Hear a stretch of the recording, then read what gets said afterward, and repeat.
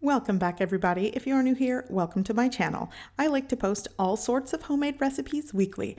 Today I am going to be making a cheesy broccoli and chicken casserole bake, and here's how I do it.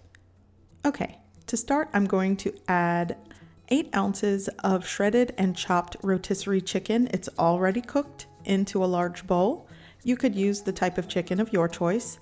I'm also going to be adding 1 box of frozen broccoli that has been completely thawed, a half teaspoon of seasonal seasoning salt, a half teaspoon of garlic powder, a half teaspoon of onion powder, and a 1/4 teaspoon of black pepper. Next, I'm going to be using 4 ounces of shredded cheddar cheese. I'm going to reserve half of it for later. I'm also going to add 4 ounces of velveeta cheese. This is American processed cheese that I've cut into cubes. Now I'm going to add 1 cup of minute rice. This is quick cooking rice. Next, I'm going to add 1 can of cream of chicken soup. This is a condensed soup. You could also use cream of mushroom. Now I'm going to add 1 1/4 cup of low sodium chicken broth and mix everything well. I'm just going to combine it.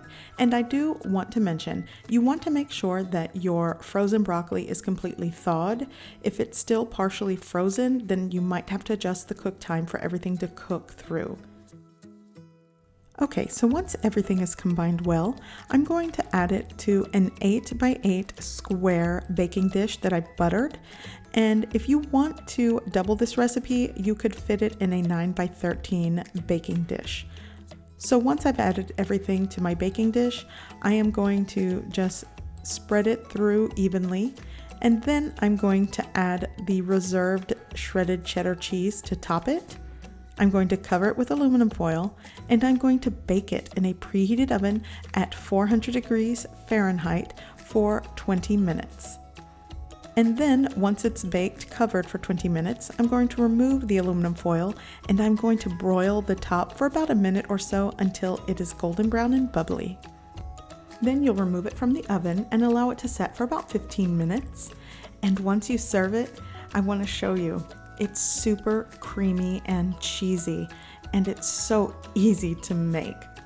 Be sure to check the description below this video for the ingredients and measurements.